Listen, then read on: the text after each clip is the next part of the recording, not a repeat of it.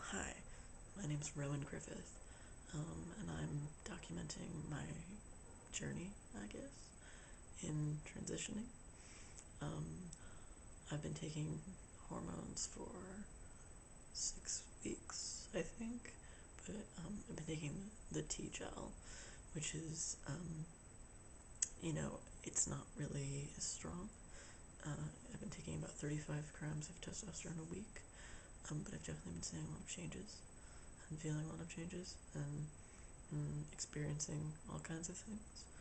Um, you know, um, I've been going to the gym, and I've been noticing some muscle growth. A lot of muscle growth, actually. I can lift the same amount as the guys who are on the machine before me now, which I always wanted to do, to be able to lift as much weight as boys should be able to lift. But I never could because I don't really have the upper body strength. But I'm getting there, and it's weird to be in the gym with all of the guys because I never really noticed it before because I was in the gym as a woman, and so I was just like, fuck it, whatever. But sorry, my nose itches. But now I pay attention to the other guys, and they're all having this man contest. It just never stops. Like they're working out or whatever, but they're always like looking to the side, like watching each other. Like, is that guy lifting more weight than me? Fuck! Like I have to step it up.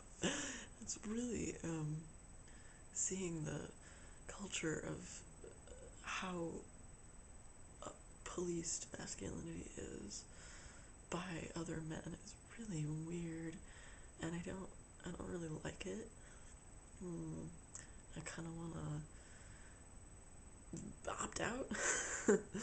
I want to be a man without being a man, in that sense, and I guess being bisexual helps.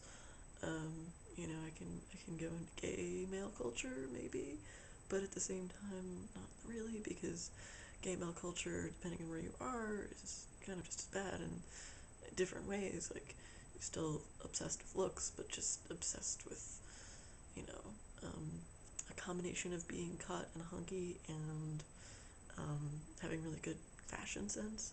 And I like to wear clothes that fit me and in colors that I look good in, but not in a fashion sense.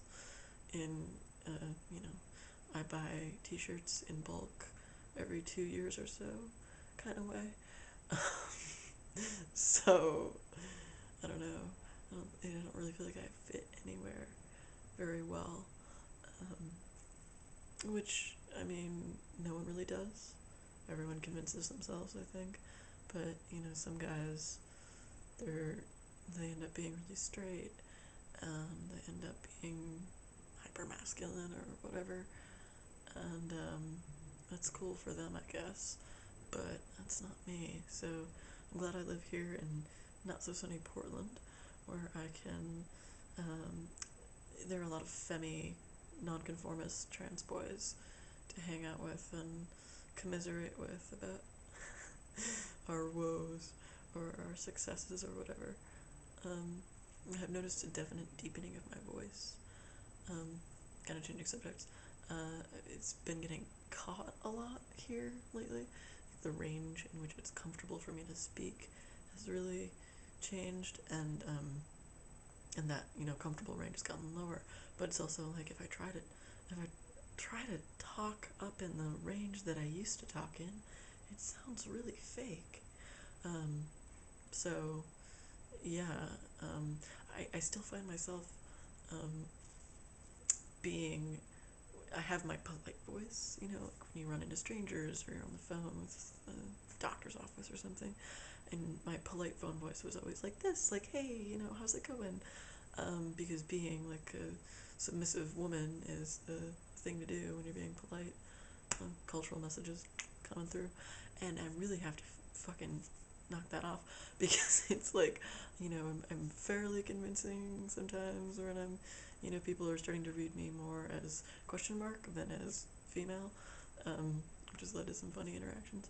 But so, um, you know, it it's weird. I lost my train of thought. What was I fucking talking about? Sorry, it's late here. Yeah, the comfortable range of speaking has changed, and oh yeah, and I need to figure out how to interact as a man politely. I don't really know what that looks like particularly, but I'm betting that it's not high voiced as much. So yeah, what else? Acne. Acne has been a bigger part of